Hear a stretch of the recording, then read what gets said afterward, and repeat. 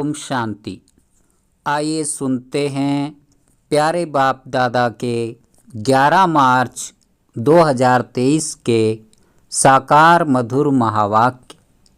मीठे बच्चे, ज्ञान और योग बल से पुराने पापों के खाते को चुक्त कर नया पुण्य का खाता जमा करना है।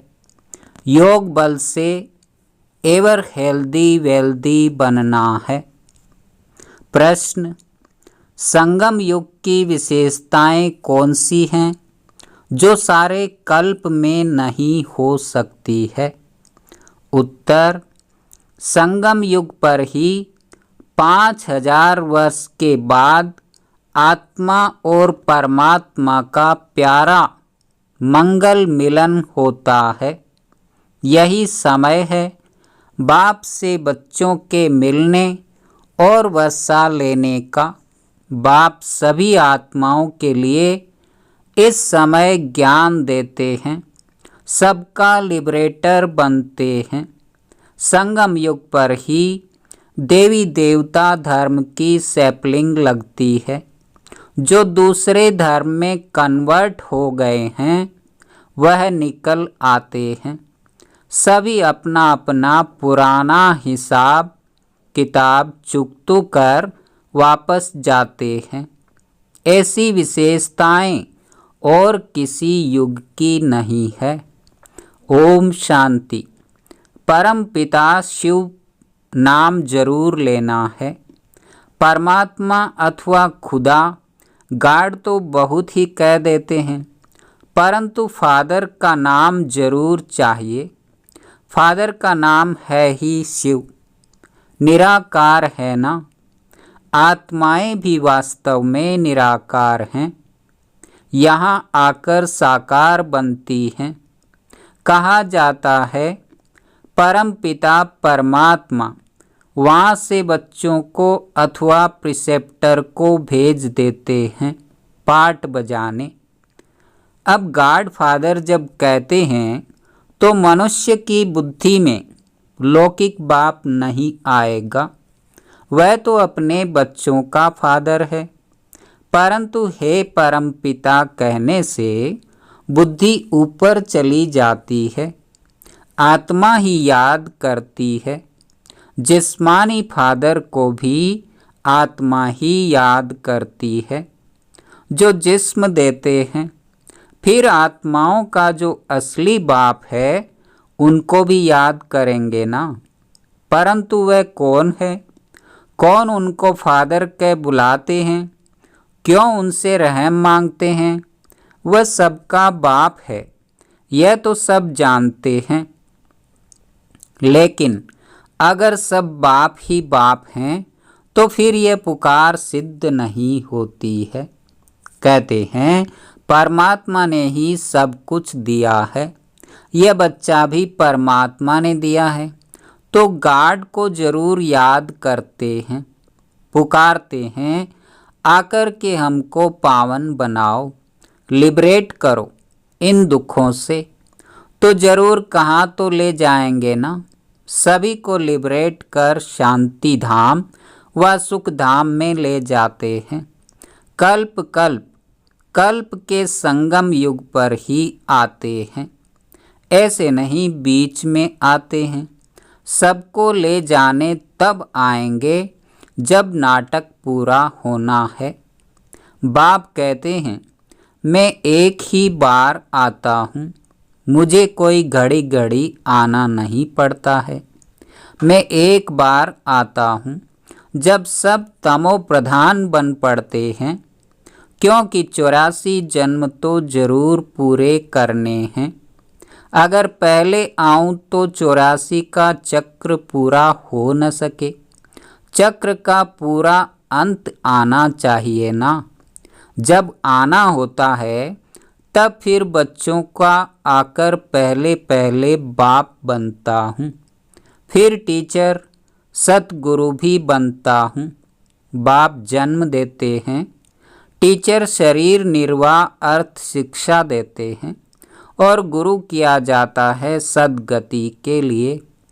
गुरु यहाँ ही किए जाते हैं। सतयुग में कोई गुरु नहीं करते हैं, वहाँ बाप और टीचर होते हैं। ऐसे नहीं कि बाप टीचर बन पढ़ाते हैं, बाप अलग टीचर अलग होते हैं। यहाँ यह बाप टीचर गुरु एक ही है। तुम बच्चों को एडाप्ट किया है, तुम हो मुख वंशावली, फिर चाहिए पढ़ाई। तो सारी सृष्टि चक्र के आदि मध्य अंत का राज समझाते हैं। ड्रामा में मुख्य क्रिएटर, मुख्य एक्टर कौन कौन है, सारे विश्व के चक्र की नॉलेज बताते हैं। मूल वतन, सूक्ष्म वतन, स्थूल वतन का सारा समाचार बताते हैं। यह सारा चक्र कैसे फिरता है, पहले पहले नई दुनिया में कौन कौन आते हैं। पहले पहले तो बच्चों को यह जानना चाहिए कि वह हमारा बेहद का बाप है। यह ब्रह्मा भी कहते हैं हमारा बाप यह शिव है। ब्रह्मा वल्द शिव। शिव बाबा भी कहते हैं यह ब्रह्मा बच्चा है, मुझे इनमें प्रवेश करना है, तो मैंने इनको एडाप्ट किया। पहले इनका नाम असुर लेखराज था, फिर ब्रह्मा नाम रखा है, मैंने इनको अपनाया है। मनुष्य बाबा बाबा कहते हैं, परंतु बिगड़ जाने। शिव के चित्र के आगे जाते हैं, परंतु वह हड्डी दिल से समझते नहीं हैं कि यह हमारा बाप है। लौकिक बाप का अगर कोई चित्र देखते हैं तो झट कहेंगे यह हमारा बाप है। शिव के आगे वह हड्डी नहीं निकलेगा। बल उनको परमात्मा समझते भी हैं, परंतु उस रुचि से हड्डी जिगरी नहीं कहेंगे कि हमारा बाप है। सिर्फ वंदना करते हैं भक्ति मार्ग की रस्म अनुसार। उनसे प्राप्ति क्या होती है वह बुद्धि में आएगा नहीं, यह बाप बैठ समझाते हैं। निश्चय करने के लिए पॉइंट तो बहुत देते हैं, परंतु बच्चे भूल जाते हैं। सभी धर्म वालों के लिए यह ज्ञान है, चाहे मिलिट्री का हो चाहे सिविलियन हो, ज्ञान सबके लिए है। तुम बच्चे जानते हो शिव बाबा हमारा बाप टीचर सतगुरु है। यह हमारा बहुत पुराना मिलन है, 5000 वर्ष के बाद आए हैं। इसे आत्माओं और परमात्मा का प्यारा मंगल मिलन कहते हैं। परमपिता परमात्मा आकर सभी आत्माओं से मिलते हैं। इस समय ही सबका लिबरेटर बनते हैं। सभी तो शिक्षा नहीं लेंगे, शिक्षा वह लेंगे जो देवता बनने वाले होंगे। मनुष्य सृष्टि का इतना बड़ा झाड़ है, इनसे सैपलिंग लगाते हैं। आज गवर्नमेंट भी किस्म किस्म की सैपलिंग लगाती रहती है, बाबा भी सैपलिंग लगाते हैं। फिर जो इस कुल के हैं वह निकल आते हैं। जो देवी देवता धर्म वाला व इस फाउंडेशन वाला होगा उनका ही सैपलिंग लगता है। तुम असूल देवी देवता धर्म के हो, फिर और धर्म वालों का भी सैपलिंग लगेगा। जो कन्वर्ट हो गए होंगे वह निकल आएंगे। किस्म किस्म के मुसलमान पारसी आदि आते हैं ना, अपने देवी धर्म के झाड़ की ही सैपलिंग लगती रहेगी। अब तुम बच्चे प्रैक्टिकल में समझते हो वह एक ही बाप हमारा बाप टीचर सतगुरु है। मनुष्य तो कहेंगे बाप ने हमको जन्म दिया, फिर फलाने टीचर ने पढ़ाया, फिर पिछाड़ी में गुरु करते हैं। कोई नहीं भी करते हैं, हर एक की अपनी अपनी मान्यता है। कोई न कोई का सिमरण जरूर करते हैं। बाप को याद करेंगे, व कोई मित्र संबंधी को याद करेंगे। अब तुमको और सबकी याद भूल एक बाप को ही याद करना है। वही सत्य बाप, सत्य टीचर, सत्य गुरु है। सचखंड की स्थापना करने वाला है। सारे सृष्टि के आदि मध्य अंत के चक्र की हिस्ट्री जाग्राफी बताते हैं। हम स्वदर्शन चक्रधारी बने हैं तो जरूर चक्र याद करना पड़े। यह सृष्टि का चक्र कैसे फिरता है, शुरू से अंत तक चक्र को जानते हो और यह कल्प के संगम युग पर ही जान सकते हो। बीच में तो कोई जान न सके। बाप पढ़ाते ही हैं कल्प कल्प कल्प के संगम युग पर। सारे वर्ल्ड की हिस्ट्री जाग्राफी का राज और कोई भी समझा न सके, बाप ही समझाते हैं। बाप द्वारा तुम स्वदर्शन चक्रधारी बन चक्रवर्ती राजा बनते हो। वहाँ यह नॉलेज फिर गुम हो जाती है।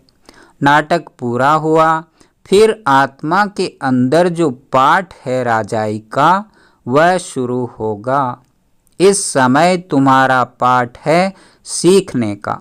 बाबा का आना, बच्चों को नॉलेज सिखलाना, ऊंच पद प्राप्त कराना अभी का पाठ है। पद प्राप्त कर लिया फिर खत्म। फिर यह सृष्टि चक्र की नॉलेज प्राय लोप हो जाती है। कोई भी मनुष्य को इस सृष्टि चक्र का नॉलेज नहीं है।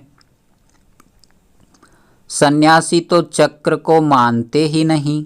झाड़ को देख कहते हैं यह तो कल्पना है। तो तुम बच्चों को भी धारणा करनी है। योग पूरा नहीं होगा तो धारणा होगी नहीं। बुद्धि प्योर बन न सके।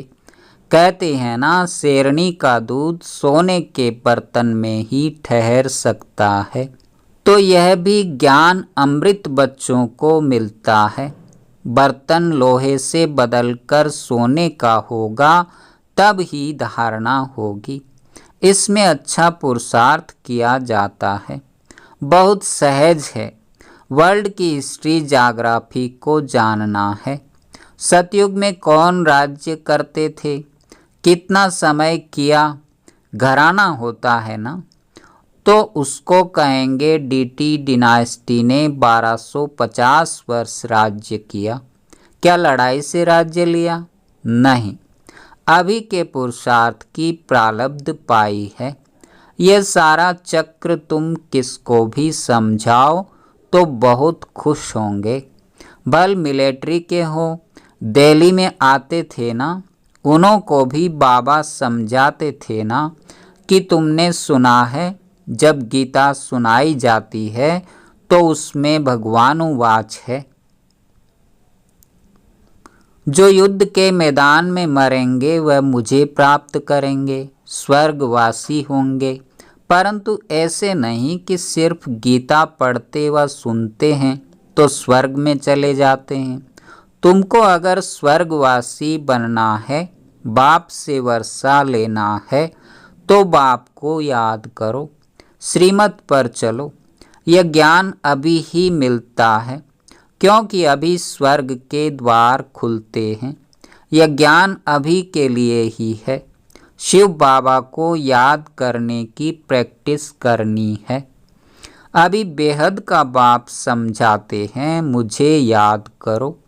उस गुरु के बदले एक शिव बाबा को याद करना पड़े। मेहनत है। वह बाप सभी का एक ही है। उस द्वारा ही स्वर्ग का वर्षा मिल सकता है। शांति सुख का वर्षा उनसे मिलता है। यह समय है ही बाप द्वारा बाप से मिलने का अथवा वर्षा पाने का।